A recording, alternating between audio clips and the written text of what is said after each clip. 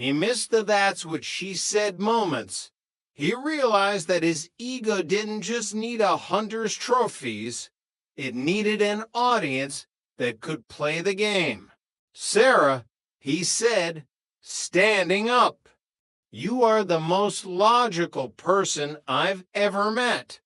And I think I'm going to go get a drink with a guy who once ate a dead mouse. He's less consistent, but he's much better at metaphors." Chapter 24, the Mid-Session Review. The diner was the neutral ground where the three lives intersected. It was where the newbies brought their optimism to be tempered, where Russell brought his ego to be inflated, and where the Binghams brought their reality to be shared. "Wedding planning is a blood sport," Adam announced, sliding into the booth. "I've been banned from mentioning the warehouse guys. Apparently, they don't mesh with the Delaware cousins. Welcome to the rest of your life," Jeff said, nursing a cup of coffee. "Wait until you have to go to the opera. I spent 3 hours watching a guy in a cape scream at a girl in a box. It's like being married, but with better lighting." "How are the swimmers, Jeff?" Russell asked, shifting the focus to the most uncomfortable topic possible. "They're doing the backstroke," Jeff grunted. "Slowly. I'm drinking forest floor extract and wearing pants designed for a man 3 times my size. If I don't get a kid out of this, I'm at least getting a very comfortable career as a clown." "I think we're making progress," Audrey said, joining them. "The architecture is holding. We have a promotion, a ring, and a slow but steady plan for the future. And I have a date tonight," Russell added, his eyes scanning the diner. "With a woman who uses so many metaphors, it'll make your head spin." "That's what she said," Adam whispered. Jeff looked around the table.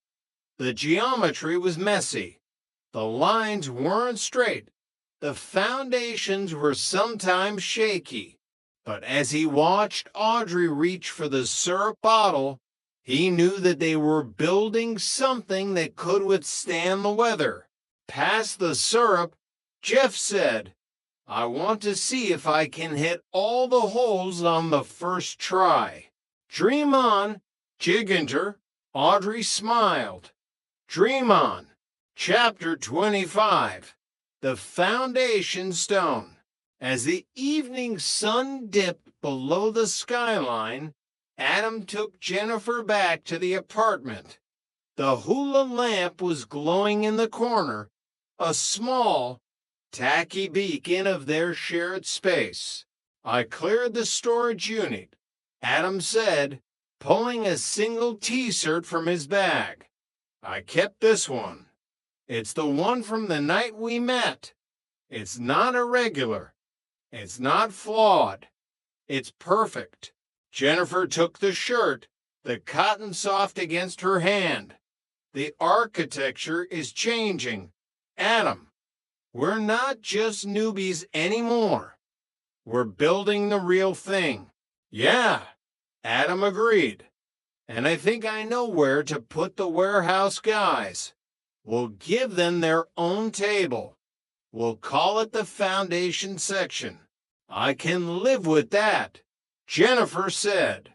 The city hummed outside, millions of people building their own small structures, their own tiny lives. But in this apartment, and in the one down the hall, the architecture was finally starting to look like a home. Chapter 26, the truth about bachelorette parties. "So," Jeff said, leaning against the kitchen counter while Audrey was unpacking her jewelry from the night at the opera, "Jennifer told me you've been to those Chippendale shows. Audrey paused, one earring halfway out. Yes, for bachelorette parties. Why? And you got worked up?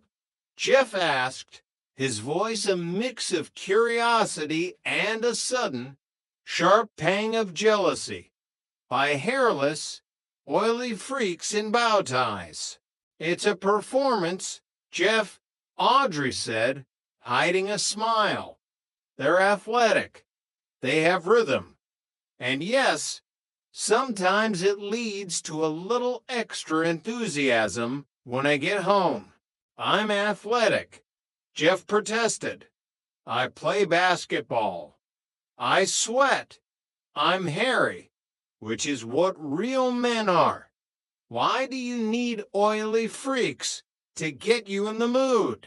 Because you spend half our marriage shouting at Patrick Ewing.